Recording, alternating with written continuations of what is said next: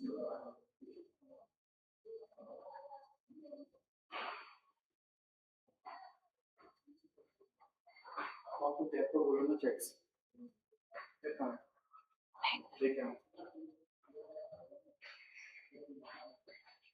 class, good afternoon everyone. Welcome to Hajeela's IAS. Hajeela's IAS में आप सबका स्वागत है। Hajeela's IAS की सीरीज न्यूज़पेपर से प्रश्न पत्र को हम स्टार्ट करते हैं, जिसमें हम करते हैं daily current affair analysis. Main से रिलेटेड, प्रीलिम से रिलेटेड कोई भी न्यूज कितनी कनेक्टेड है उसे हम चेक करते हैं। सो स्टार्ट करते हैं अपने सेशन को।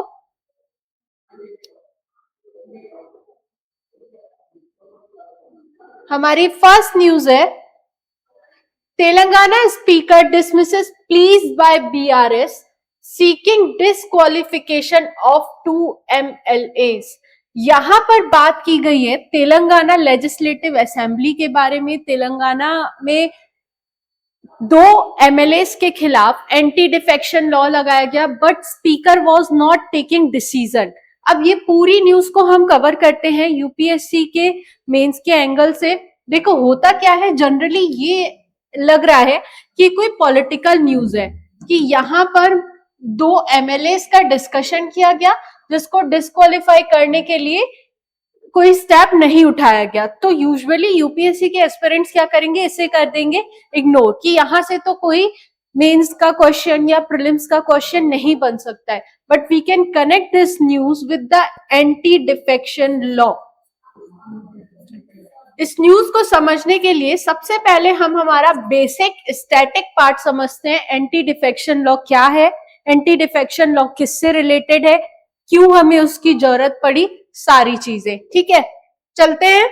देखो सबसे पहले होता क्या है, अगर मैं बात करूं एंटी डिफेक्शन लॉ की हिस्ट्री से स्टार्ट किया जाए, 1967 के जनरल इलेक्शंस हुए। उस टाइम पर ऑब्जर्व किया गया कि जो MLAs हैं, जो इलेक्टेड रिप्रेजेंटेटिव्स हैं, वो ओवरनाइट अपनी पार्टीज चेंज कर रहे हैं। आइदर उन्हें ब्राइब किया जा रहा है कि हम आपको मिनिस्ट्रियल पोस्ट देंगे, या फिर उन्हें पैसों में परचेस आउट किया जा रहा है। बेसिकली मिनिस्टर्स को अपनी पार्टी में इंक्लूड करने के लिए, इलेक्टेड रिप्रेजेंटेटिव्स को अपनी पार्टी में इंक्लूड करने के लिए और अपनी मेजॉरिटी प्रूफ करने के लिए कई सारे इलेक्टेड रिप्रेजेंटेटिव्स की ट्रेडिंग हो रही थी। इस ओवरनाइट ट्रेडिंग, ओवरनाइट में एक रिप्रेजेंटेटिव, एक इलेक्टेड पर्सन बहुत मल्टीपल पार्टीज को स्विच कर रहा था। इससे एक हम कह सकते हैं एक कॉन्सेप्ट सामने आया, दैट इज आया राम गया राम। एक रिप्रेजेंटेटिव है, वो कई बार एक पार्टी में आ रहा है, किसी और दूसरी पार्टी ने उसे ब्राइब किया अच्छी पोजीशन के लिए, तो वो उस पार्टी को ज्वाइन कर लिया। सो इस ट्रेंड को देखते हुए आया राम गया राम कॉन्सेप्ट को खत्म करने के लिए हमने एक अमेंडमेंट किया अपने कॉन्स्टिट्यूशन में, that is by the 52nd constitutional party में आ रहा है कि वी इंसर्टेड 10th शेड्यूल, और इसमें हमने मेंशन किया एंटी डिफेक्शन लॉ। देखो ऐसा नहीं है कि हमने पार्टीज पर रोक लगा दिया कि पार्टीज चेंज नहीं कर सकती, पार्टीज स्विच नहीं कर सकती, ऐसा नहीं था। एक क्राइटेरिया सेट किया गया कि अगर किसी पार्टी में 1/3 मेंबर्स स्प्लिट हो रहे हैं तो इसे डिफेक्शन की कैटेगरी में नहीं इंक्लूड किया जाएगा। अगर 2/3 मेंबर्स किसी पार्टी में मर्ज हो रहे हैं, दूसरी पार्टी में मर्ज हो रहे हैं, तो इसे भी एंटी डिफेक्शन लॉ के अंतर्गत नहीं लाया जाएगा। ठीक है, अब मैम किस बेसिस पे एंटी डिफेक्शन लॉ क्या कहता है, किस बेसिस पे जो मेंबर्स हैं वो डिस्क्वालीफाई होते हैं, अब बात करते हैं उस चीज की। देखो अगर कोई मेंबर वॉलेंटरली किसी पार्टी की मेंबरशिप को गिव अप कर दे रहा है, सपोज हमने किसी को वोट दिया, जीत गया, वो रिप्रेजेंटेटिव पार्लियामेंट में चला गया या लेजिस्लेटिव असेंबलीज में चला गया, बट उसने वॉलेंटरली अपनी मेंबरशिप गिव अप कर दी, तो this will act as a ground of disqualification. इस बेसिस पर उस मेंबर को डिस्क्वालीफाई किया जा सकता है। उसके बाद अगर मैं बात करूं, if the person is voting or abstaining against party whip, party whip क्या होती है? देखो, हर एक पॉलिटिकल पार्टी का एक विप होता है जो कि डायरेक्शन इशू करता है, किसी भी वोटिंग के पहले अपनी पार्टी के मेंबर्स को बताता है कि आपको किस चीज के लिए वोट करना है। क्या हमें यस के लिए वोट करना है, क्या हमें फेवर में वोट करना है, क्या हमें अगेंस्ट में वोट करना है, ये चीजें। अगर कोई मेंबर उस विप के अगेंस्ट जाकर के वोटिंग करता है या मना कर देता है वोटिंग करने से, तो उस बेसिस पर उस मेंबर की मेंबरशिप या उस मेंबर को डिस्क्वालीफाई कर दिया जाएगा। ठीक है। अब तीसरी बात है independent members joining a party. देखो, कई सारे मेंबर्स इंडिपेंडेंट इलेक्शंस लड़ते हैं, वो मेंबर्स किसी भी पॉलिटिकल पार्टी को ज्वाइन नहीं कर सकते हैं। अगर उन्होंने पॉलिटिकल पार्टी को ज्वाइन कर लिया तो भी उन्हें डिस्क्वालीफाई कर दिया जाएगा। Then last one is nominated member joining a party after 6 months। We all know Rajya Sabha Lok Sabha में प्रेसिडेंट कुछ मेंबर्स को नॉमिनेट करते हैं जो अपने फील्ड्स के एक्सपर्ट्स रहते हैं। वो मेंबर्स विद इन 6 months किसी भी पॉलिटिकल पार्टी को ज्वाइन कर सकते हैं, बट अगर 6 months के बाद उन्होंने पॉलिटिकल पार्टी ज्वाइन की then they can be disqualified. ठीक है, समझ में आया?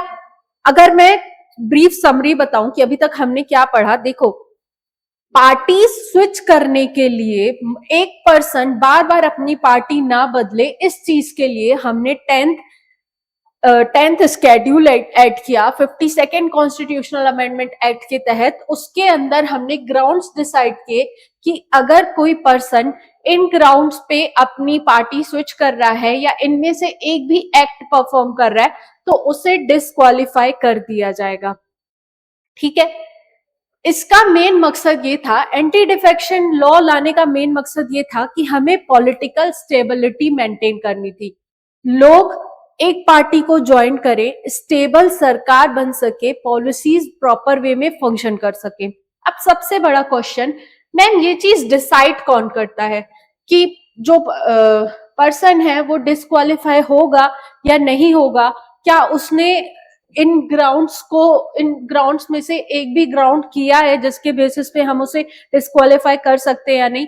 So that will be decided by the speaker या चेयरमैन।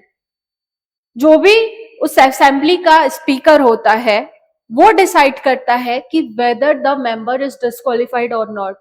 यहीं पर क्वेश्चन उठ रहा है, यहीं से चैलेंज सामने आ रहा है। देखो, स्पीकर क्या होता है?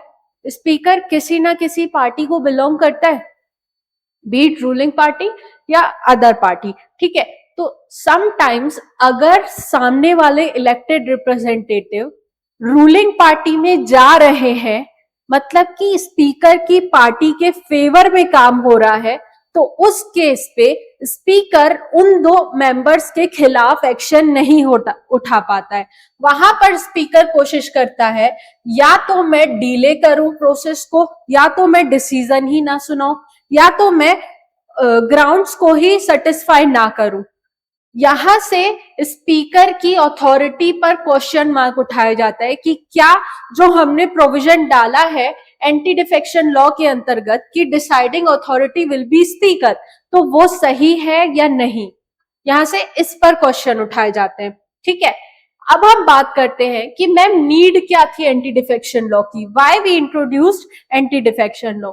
सो सबसे पहला चीज, political instability, frequent party switching. जो मैंने बताया 1967 के इलेक्शंस के बाद जिस हिसाब से पार्टीज मेंबर्स को ब्राइब कर रही थी, उस हिसाब से मेंबर्स अपनी पार्टीज फ्रीक्वेंटली चेंज कर दे रहे थे। एक जगह बोला जा रहा था कि आपको मिनिस्टर का पद दिया जाएगा, दूसरी जगह आपको और हाई पोस्ट दी जाएगी, इतना कैश दिया जाएगा, ये दिया जाएगा, ये पोर्टफोलियो दिया जाएगा। उस बेसिस पर मेंबर्स जो थे वो स्विच कर रहे थे। तो इस पार्टी की स्विचिंग को स्टॉप करने के लिए, पॉलिटिकल स्टेबिलिटी को मेंटेन करने के लिए पहली चीज की गई, एंटी डिफेक्शन लॉ लाया गया।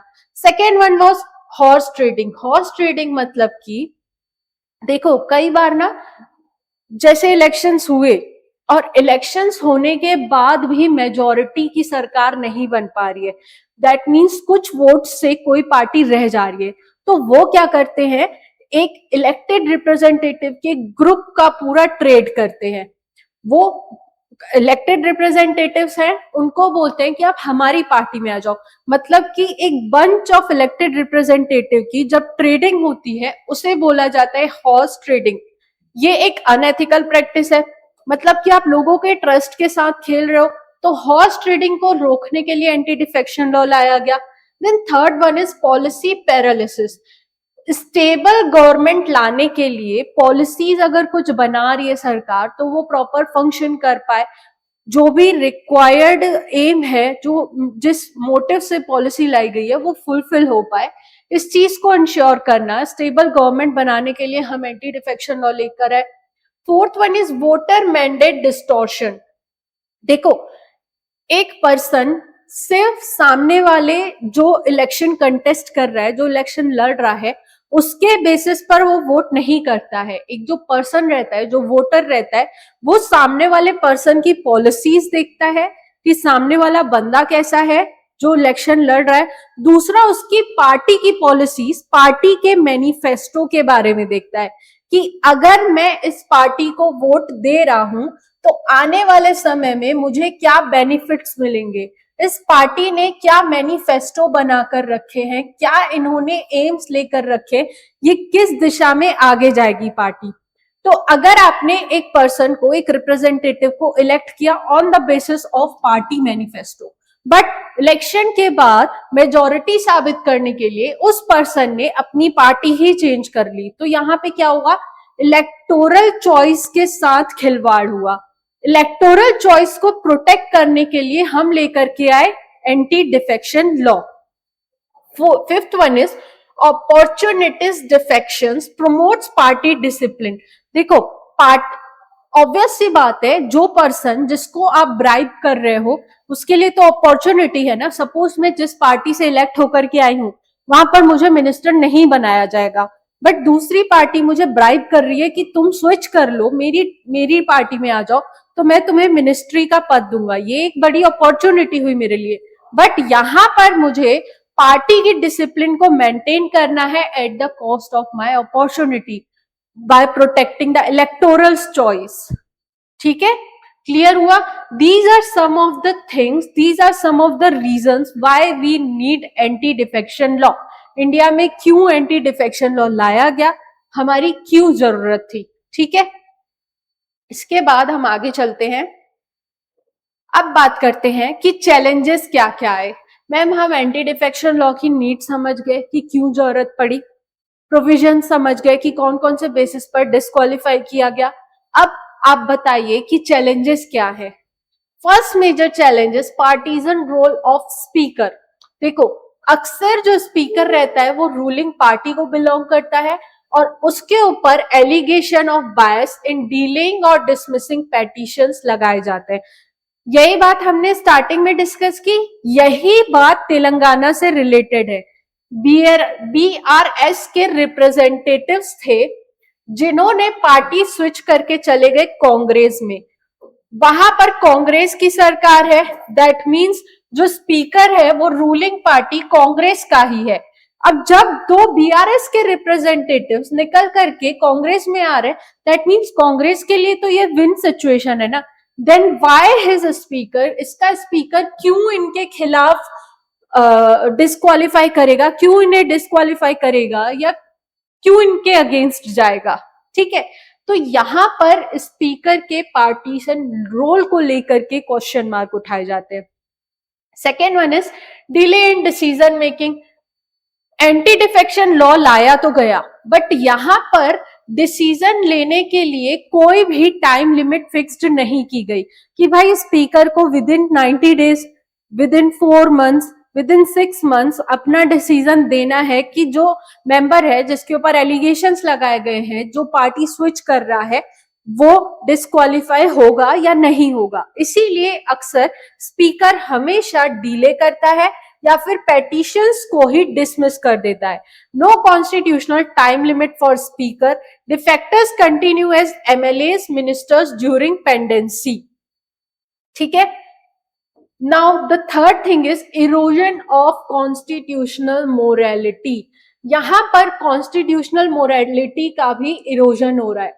दैट मीन्स देखो, कॉन्स्टिट्यूशनल मॉरलिटी मतलब क्या, जो भी कॉन्स्टिट्यूशन में लिखा हुआ है इट इज अवर ड्यूटी कि हम वो फॉलो करेंगे। अब एंटी डिफेक्शन लॉ कहाँ इंट्रोड्यूस किया गया, 10th स्केड्यूल में, that is part of the constitution. अब हमारा फर्ज बनता है कि जिस रीजन से एंटी डिफेक्शन लॉ इंट्रोड्यूस किया गया उसे हम फॉलो करें, but are we following that?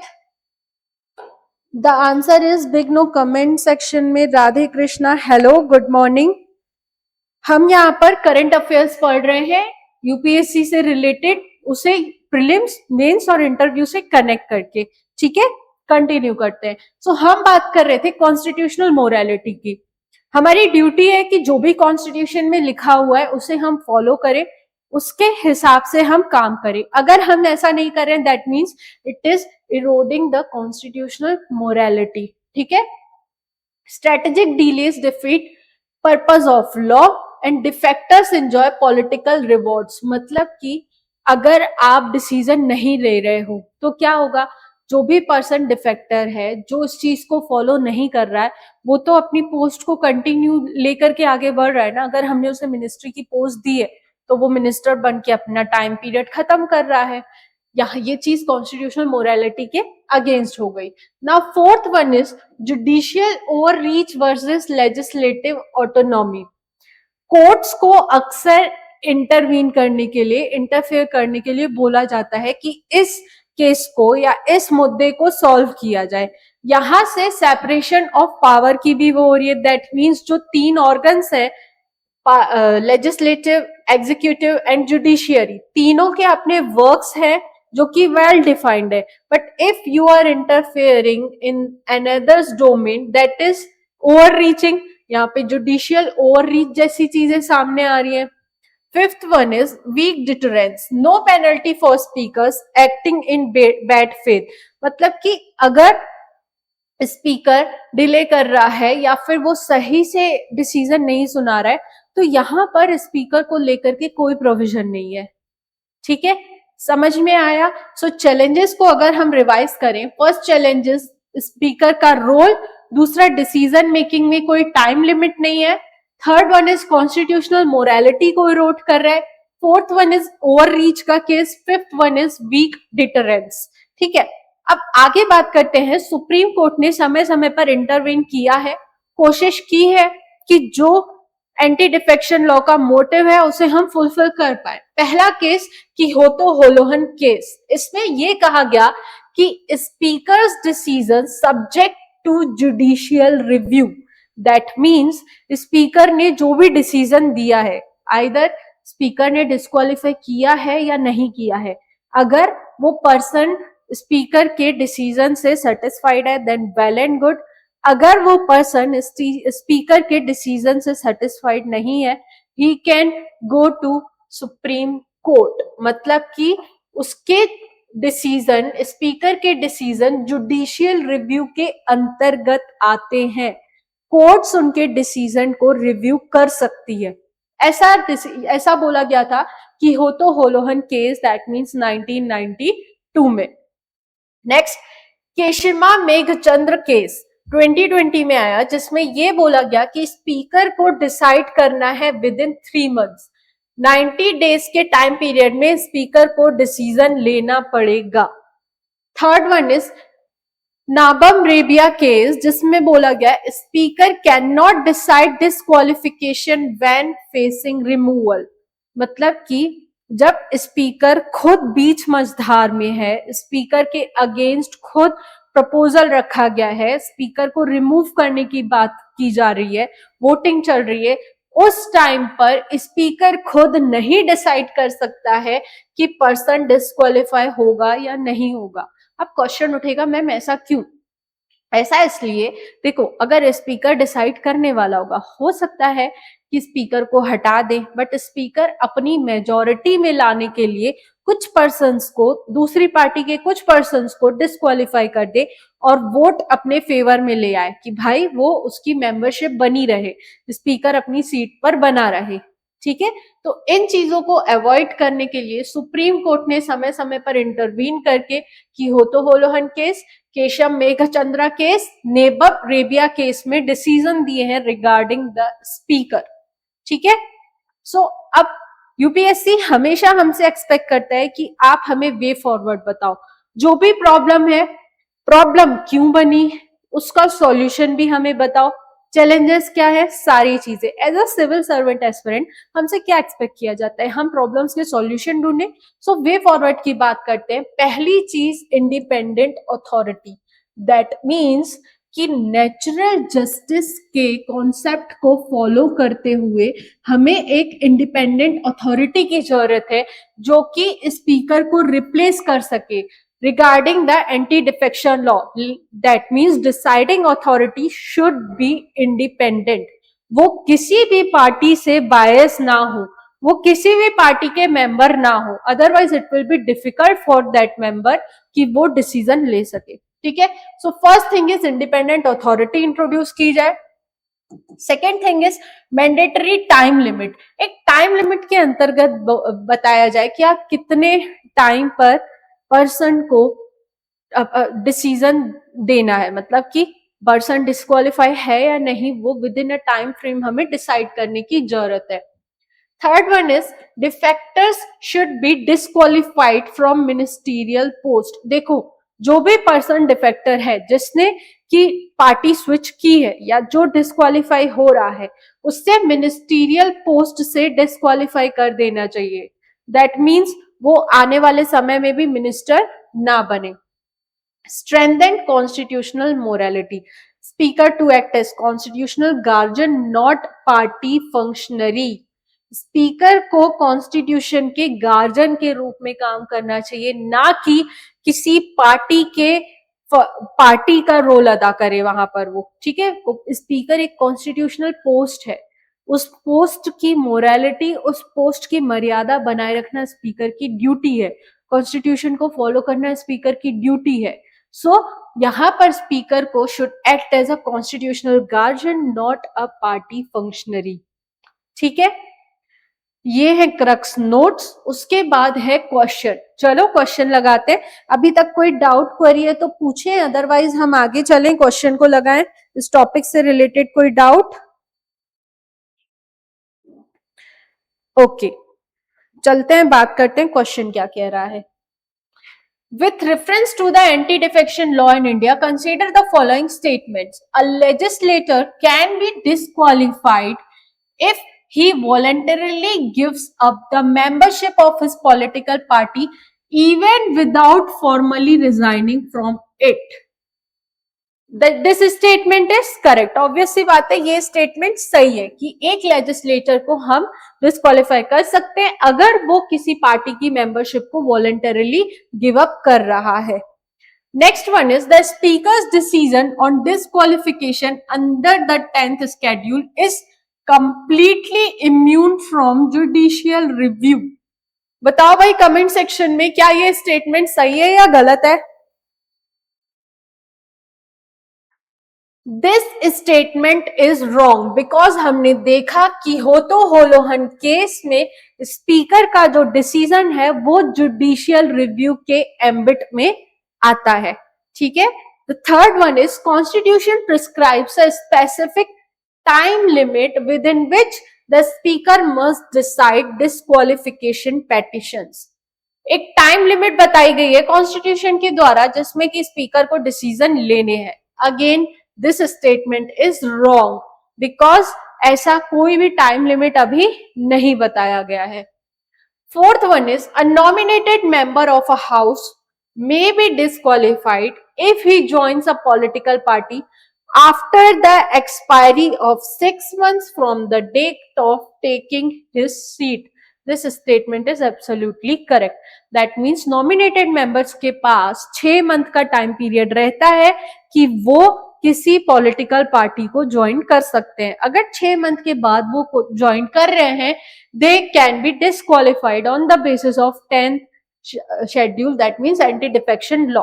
सो यहां पर हमारा आंसर है A, first and 4 only is correct. Next, ये है मेंस का question. The anti defection law intended to ensure political stability has increasingly become a tool for legitimizing political opportunism. due to procedural delays and partisan decision making by the speaker. In the light of recent controversies in state legislatures critically examine the functioning of the anti-defection law and suggest reforms to strengthen the constitutional objectives. ये जो question है जो आज की हमने class पढ़ी पूरा उसी पर बेस्ड है. जिस किसी ने भी फर्स्ट टॉपिक बहुत ध्यान से देखा होगा he can easily right this answer. इसमें आप तेलंगाना का एग्जाम्पल भी दे सकते हो अपने आंसर को जस्टिफाई करने के लिए. ठीक है, सो कुछ केसेस डाला करो अपने आंसर्स में, आर्टिकल्स का यूज किया करो, अमेंडमेंट्स बताया करो, सुप्रीम कोर्ट के जजमेंट्स बताया करो, जिससे आपको एक एज मिलेगी. और try to attempt this answer. If you want मैं आपको मॉडल आंसर प्रोवाइड कर सकती हूँ, बट उसके लिए आपको कमेंट सेक्शन में बताना पड़ेगा. ठीक है, ये है उस आंसर का एक्सप्लेनेशन जो पिछला क्वेश्चन था. Now the next news. यहां तक किसी को डाउट क्वेरी क्वेश्चन हो तो पूछो, अदरवाइज हम आगे चलें. Can we go ahead? Comment section में बताओ अगर कोई क्वेरी हो तो.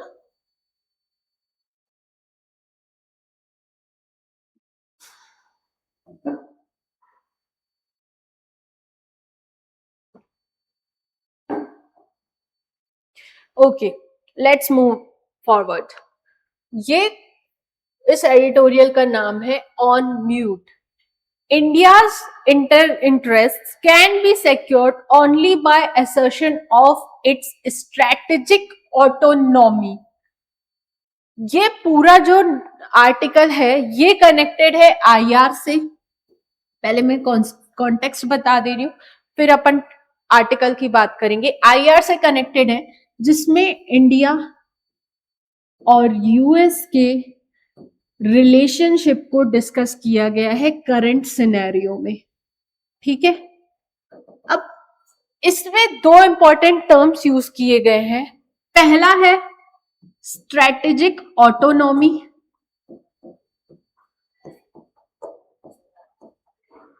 और दूसरा है स्ट्रेटेजिक अलाइनमेंट. इन दोनों टर्म्स को हम समझेंगे. ठीक है, समझते हैं इस आर्टिकल को. ये आर्टिकल क्या कह रहा है? स्ट्रेटेजिक ऑटोनॉमी समझो. अगर मैं बीच बीच में वर्ड यूज करूंगी तो तुम्हें पता होना चाहिए कि मैं कहना क्या चाहती है.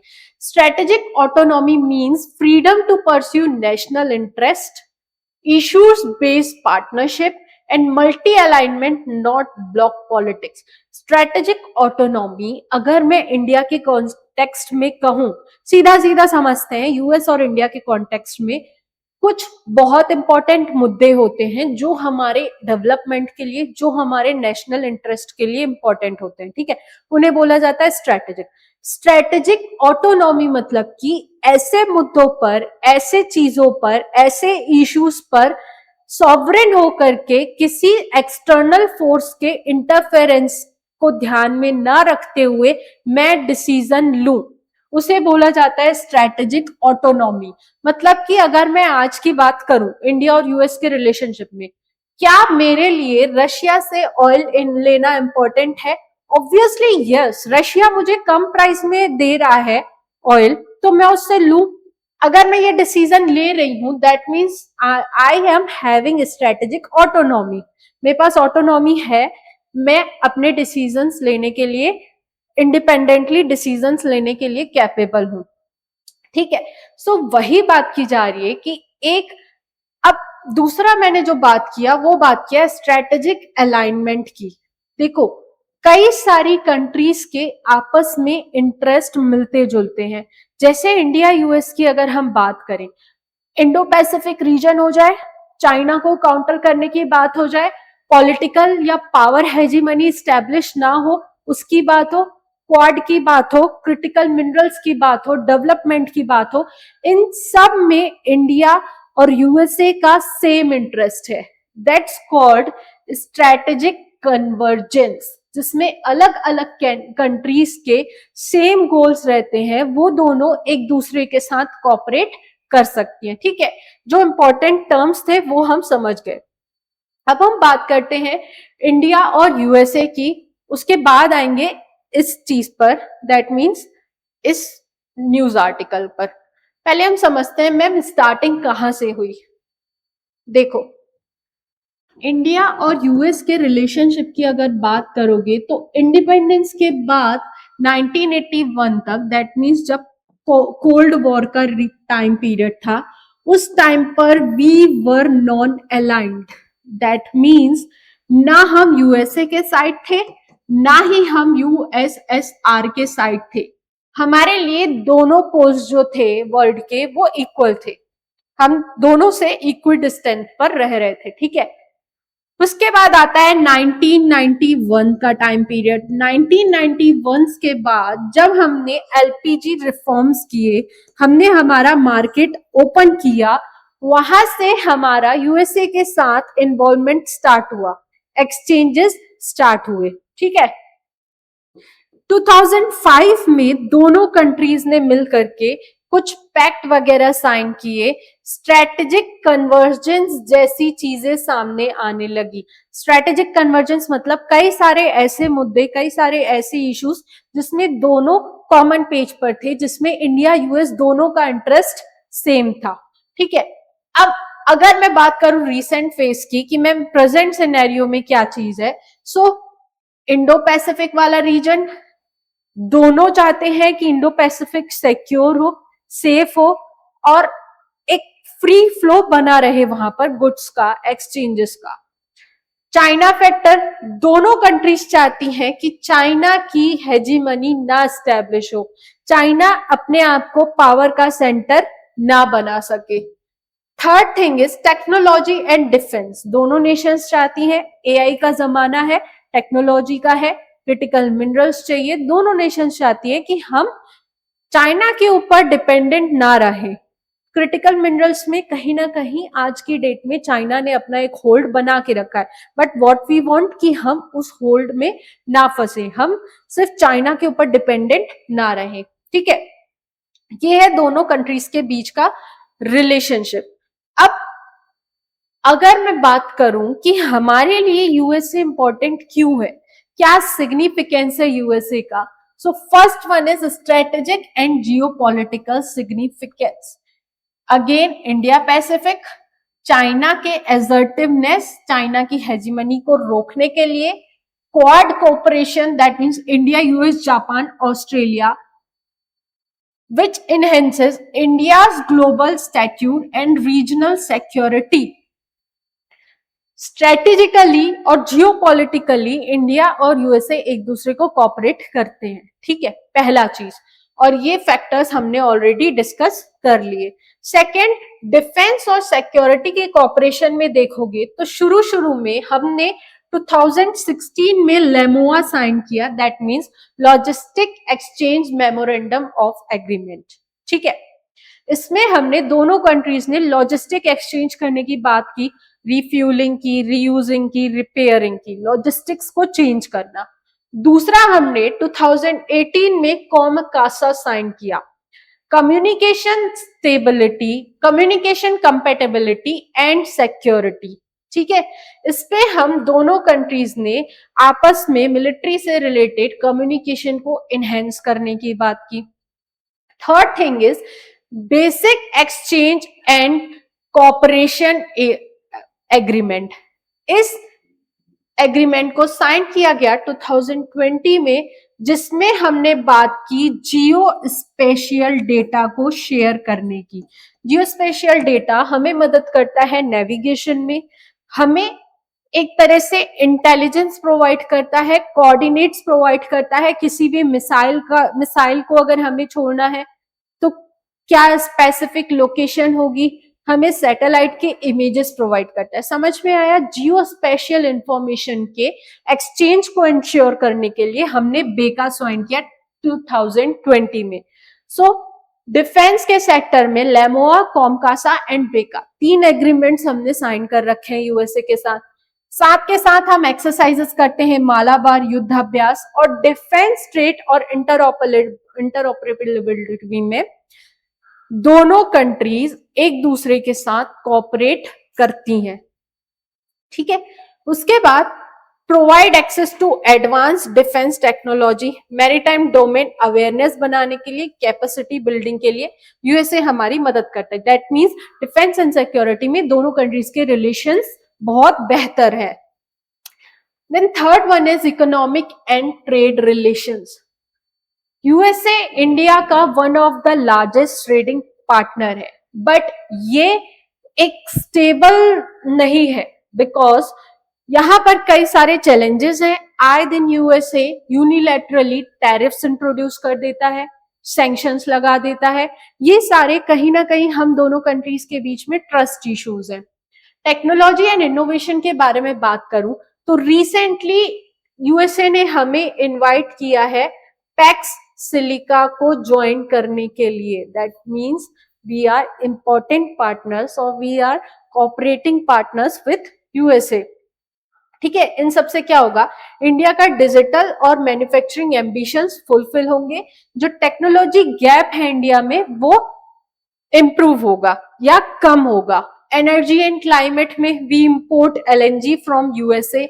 रिन्यूएबल्स में हम कॉपरेट कर रहे हैं। पहले यूएसए ने इंटरनेशनल सोलर अलायंस को ज्वाइन किया था जो कि रिन्यूएबल एनर्जी का ही सोर्स है, बट रिसेंटली जब उसने 65 ऑर्गेनाइजेशंस छोड़ने की बात की उसमें से एक इंटरनेशनल सोलर अलायंस भी है। वही मैं बात कर रही हूँ कि यूएसए की पॉलिसीज, ये यूएसए जो है वो अक्सर अपने डिसीजंस को पलट देता है, बैक एंड कर लेता है या रिवर्स कर देता है। So there is a question of stability. ठीक है, उसके बाद माइग्रेशन की बात करूं तो यूएसए में इंडियन डायस्पोरा रहते हैं। 4.5 million people that belongs to Indian community live there, जो कहीं ना कहीं वहां पे पॉलिसीज में और उनके डिसीजन मेकिंग में इंटरफेयर या कह लो कि एक स्टैंड भी रखते हैं। ठीक है, अब दोनों कंट्रीज के बीच में चैलेंजेस क्या है। पहला मेजर चैलेंज है यूनिलैटरलिज्म वर्सेस मल्टीलैटरलिज्म। इंडिया बात करता है यूनिलैटरल, इंडिया बात करता है मल्टीलैटरलिज्म की, कि कहीं पे भी पावर का कंसंट्रेशन ना हो, बट यूएसए इंटरनेशनल लॉज को भी फॉलो करने से मना कर देता है। अपने डिसीजंस अपने अकॉर्डिंग वन वे रास्ता बनाने के लिए यूएसए यूनिलैटरलिज्म पर फोकस करता है। ठीक है, ये है मेजर चैलेंज। दूसरा, स्ट्रैटेजिक ऑटोनॉमी पर इंपैक्ट। दैट मीन्स अगर हम चाबहार पोर्ट या ईरान ऑयल या थर्ड रशिया की भी बात करें तो जब हम ऐसे करते तो अभी रिसेंटली यूएसए ने क्या कहा कि मैं ऐसी कंट्रीज पर सैंक्शन लगाऊंगा या 500% तक टैरिफ इंट्रोड्यूस करूंगा जो रशिया से ऑयल ले रहे हैं। वो पैसा रशिया यूज कर रहा है अपने वॉर्स को फाइनेंस करने के लिए। ठीक है, तो एक तरह से हमारी स्ट्रेटेजिक ऑटोनॉमी इंपैक्ट हो रही है। Third thing is economic. Economic में मैंने बताया कि वो यूनिलैटरली टैरिफ्स इंट्रोड्यूस कर रहा है, कहीं पे रिस्ट्रिक्शन लगा देता है। सो इकोनॉमिक में भी चैलेंज है। उसके बाद ट्रस्ट डेफिसिट। अक्सर यूएसए जब वहां के एडमिनिस्ट्रेशन में चेंज होता है पॉलिसी को रिवर्स कर दिया जाता है।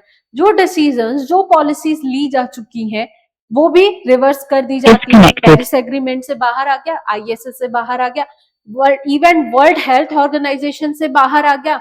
इन सब से बाहर आना मतलब कि कहीं ना कहीं अपने ही रास्ते में एक रास्ते को वन वे बना देना कि मैं चलूंगा अपने हिसाब से, तुम्हें फॉलो करना है करो, मैं अपना बस देखूंगा। ठीक है, then fifth one is impact on third country relations. India के कहीं ना कहीं हमारे रिलेशंस अगर हम यूएसए के हिसाब से चलने लगे तो हमारे तीसरी पार्टी दैट मीन्स जो थर्ड कंट्री है उनके साथ रिलेशंस इम्पैक्ट हो सकते हैं। ठीक है, सो ओवरऑल वे अहेड क्या है कि हमें इशू बेस्ड एंगेजमेंट करना है। जिन सेक्टर्स में हम कॉमन पेज पर हैं उन पे आप एंगेजमेंट करो, जहां पर दोनों कंट्रीज के बीच में डिफरेंसेस है उन्हें सॉल्व करने की कोशिश करो। इंस्टीड ऑफ मिसकम्युनिकेशन और taking decisions unilaterally, you should sit on table, discuss and then decide. Second one is diversify partnership. India को अपने पार्टनर्स डाइवर्सिफाई करनी चाहिए, सिर्फ यूएसए पर बेस्ड मत रहो, यूएसए पर डिपेंडेंट मत रहो, अलग अलग पार्टनर्स बनाओ, उनके हिसाब मतलब एक पूरा ग्लोबल ऑर्डर डिसाइड करो कि मेरे लिए कौन सा नेशन किस सेक्टर में इंपॉर्टेंट है, कौन मेरी कहाँ मदद कर सकता है। Third one is institutionalize strategic dialogue. जो डायलॉग्स हैं उनको इंस्टीट्यूशनलाइज करना है। Protect economic sovereignty. अपनी इकोनॉमिक सॉवरेनिटी को अपने हाथ में रखो। अगर आप इकोनॉमिकली किसी कंट्री पर डिपेंडेंट हो जाओगे तो वो इस तरह से आपकी डोमेस्टिक इकोनॉमी को इफेक्ट कर सकता है। You can see live example, कुछ चेंजेस लाने की वजह से कैसे हमारे शेयर्स धड़ाम से नीचे की ओर गिर जाते हैं। ठीक है। Fifth one is uphold international law. India को अपनी वैल्यूज के हिसाब से डिसीजन लेने चाहिए। इंडिया को किसी के दबाव में नहीं आना है। देखो, कई सारी चीजें यूएसए गलत करता है बट हम उसमें चुप रहते हैं। जो आज का आर्टिकल है ऑन म्यूट, हमें ये यही बात कर रहा है कि अगर यूएसए इंटरनेशनल लॉज के खिलाफ है तो हम वहां पर यूएसए का साथ नहीं दे सकते। हमें उसके लिए बोलना चाहिए कि भाई तुम कैसे वेनेजुएला के साथ गलत कर रहे हो, या तुम किस हिसाब से 500% का टैरिफ लगा रहे हो। ठीक है, समझ में आया? सो ये है क्रक्स और ये है question, how can India balance it's strategic partnership with the US while safeguarding its strategic autonomy। Strategic autonomy को सेफगार्ड करते हुए इंडिया कैसे स्ट्रेटेजिक पार्टनरशिप अपने यूएसए के साथ बैलेंस कर सकता है। जो मैंने सेकेंड टॉपिक में समझाया that was all related to this question. Try to write this out. If you want me to give the model answer please tell me in the comment section. ठीक है, हम चलते हैं हमारी नेक्स्ट न्यूज की तरफ।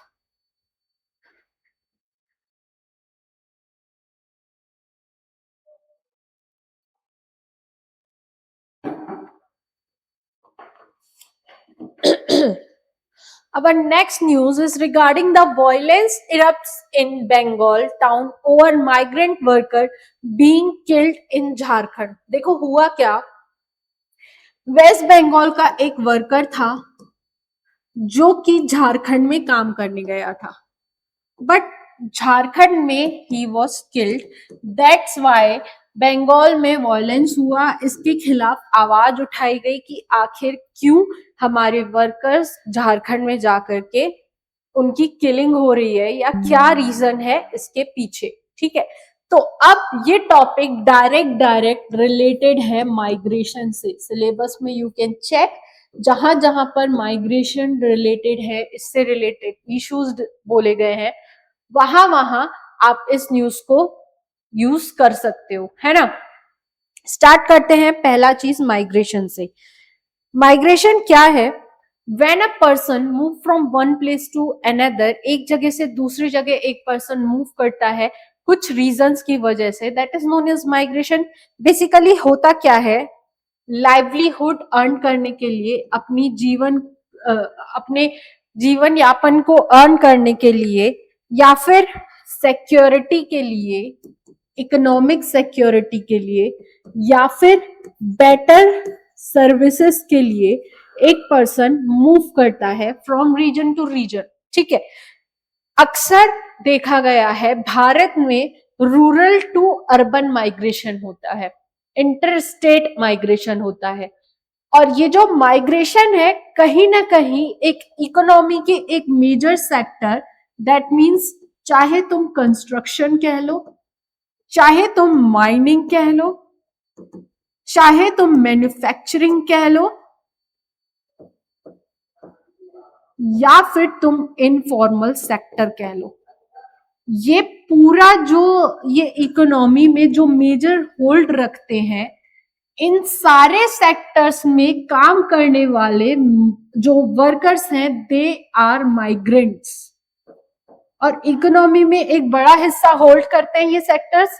This economy is driven by migrants. Workforce जो है सेक्टर की, दे आर माइग्रेंट्स। सो इसीलिए हमारे लिए माइग्रेंट्स को पढ़ना जरूरी हो गया।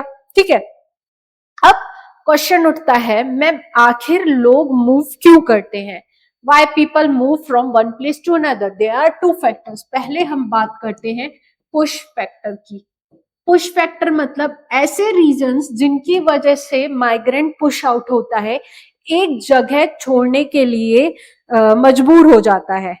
First one is economic poverty. किसी रीजन में अगर अपॉर्चुनिटीज नहीं है, किसी रीजन में अगर पैसे की कमी है, पैसा नहीं है, तो ऑब्वियसली अपनी लाइवलीहुड अर्न करने के लिए पर्सन मूव करेगा एक जगह से दूसरी जगह पर। लैंडलेसनेस, जमीन नहीं है, क्या काम करे, मूव ऑन कर गए अर्बन एरियाज की तरफ। तीसरा, एग्रेरियन डिस्ट्रेस, एग्रीकल्चर कर रहे हैं बट वहां से उतना बेनिफिट नहीं मिल रहा है जितना कि मिलना चाहिए, जितना कि हमारे जीवन यापन के लिए जरूरी है, उतना आउटपुट हमारा एग्रीकल्चर नहीं दे पा रहा है। Fourth one is seasonal migration. जब सीजन है, जब फसल उग रही है, जब फसल लगाई जा रही है, तब लोग काम कर रहे हैं, उसको बेच रहे हैं, कमा पा रहे हैं। But what about other seasons? साल के बाकी 9 महीने 6 महीने इंसान क्या करेगा? माइग्रेंट कर गया, दूसरी जगह पर जाकर काम करने लगा। सो ये सारे फैक्टर्स हैं जो एक पर्सन को पुश करते हैं, एक रीजन से दूसरे रीजन में भेज देते हैं। ठीक है, अब दूसरा है पुल फैक्टर। पुल मतलब ऐसे अर्बन एरियाज में ऐसी कौन सी अपॉर्चुनिटीज हैं जो एक माइग्रेंट वर्कर को अपनी ओर खींचती हैं? अगर मैं बात करूं पहली, तो first one is obviously high wages. वहां पर उन्हें मिलते हैं ज्यादा पैसे काम करने के, उनके जो एक लिविंग ऑफ स्टैंडर्ड है कहीं ना कहीं वो इम्प्रूव होता है। ठीक है, फिर उसके बाद है दूसरा लेबर डिमांड। जो माइनिंग एरियाज हैं, जो मेजर मेजर जगह हैं जहां पर लेबर्स की डिमांड है, वहां पर लोग मूव करते हैं। और जो आज की न्यूज आई है that is talking about Jharkhand. Jharkhand क्यों जाएगा इंसान? वहां पर कई सारे माइनिंग एरियाज हैं जहां पर लेबर की रिक्वायरमेंट है, जहां पर डिमांड करने पर लेबर को काम इजिली मिल जाता है। And the third one is urbanization. Obviously urbanization से क्या होता है? बेहतर एजुकेशन, बेहतर हेल्थ फैसिलिटीज, हर एक चीज में एक अपग्रेडेड फैसिलिटी मिलती है अर्बन एरियाज में। That's why these things acts as a pulling factor, जो अपनी ओर खींचती हैं माइग्रेंट वर्कर्स को। सो हमने दो चीजें पढ़ ली, push factor and pull factor. अब हम बात करते हैं मैम मेरिट्स क्या है, क्या बेनिफिट्स हैं जो एक पर्सन माइग्रेट कर जाता है। पहला, उसे एम्प्लॉयमेंट मिल जाता है। अच्छी बात है मैम, पर्सन को आखिर अपने जीवन यापन करने के लिए एम्प्लॉयमेंट की जरूरत है ही। दूसरा, इनकम डाइवर्सिफिकेशन। अगर रूरल एरियाज में पर्सन सिर्फ एग्रीकल्चर पर डिपेंडेंट है तो एक तरह से उसकी इनकम का एक अलग से सोर्स बन जाता है अगर वो मूव ऑन कर गया तो। Third one is skill acquisition, मतलब कि पर्सन को एक नई स्किल मिल जाती है, काम करते करते वो एक नई तरह की स्किल एक्वायर कर लेता है, मतलब पर्सन की खुद की ग्रूमिंग हो जाती है। देन उसके बाद अगर हम बात करें, fourth one is poverty reduction. Reason की पावर्टी कम होती है, दैट मीन्स पैसा आने लगता है। पांचवा, वो पर्सन जहां से आया है वहां वो रेमिटांसेस भेजता है, पैसा भेजता है। तीसरा, रूरल इकोनॉमी पर जो प्रेशर है वो कम होता है, रूरल इकोनॉमी पर प्रेशर कम होता है। सेवंथ, जहां पर लेबर की डिमांड है वहां पर लेबर अवेलेबल हो जाते हैं। ठीक है, so these are some of the merits जो माइग्रेशन को सपोर्ट करते हैं। But again there are some challenges, यहां पर कुछ चैलेंजेस भी हैं कि मैम माइग्रेशन तो हो रहा है बट कई सारे चैलेंजेस हैं। First challenges security. Social security कहाँ है? क्या माइग्रेंट को वेजेस, मिनिमम वेजेस लगता है? क्या उसकी हेल्थ पर इन्वेस्टमेंट किया जा रहा है? क्या उसकी एजुकेशन पर ध्यान दिया जा रहा है? The answer is no, there is no social security for migrant workers. फिर interstate tensions,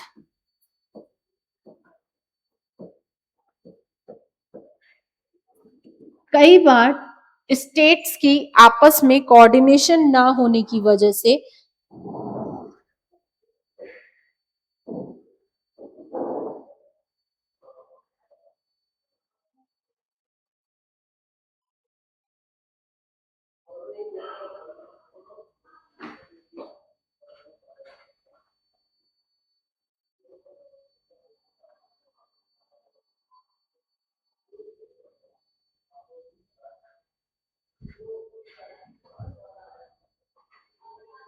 there was some technical issue. Let's continue. Second था इंटरस्टेट टेंशन। कई बार स्टेट्स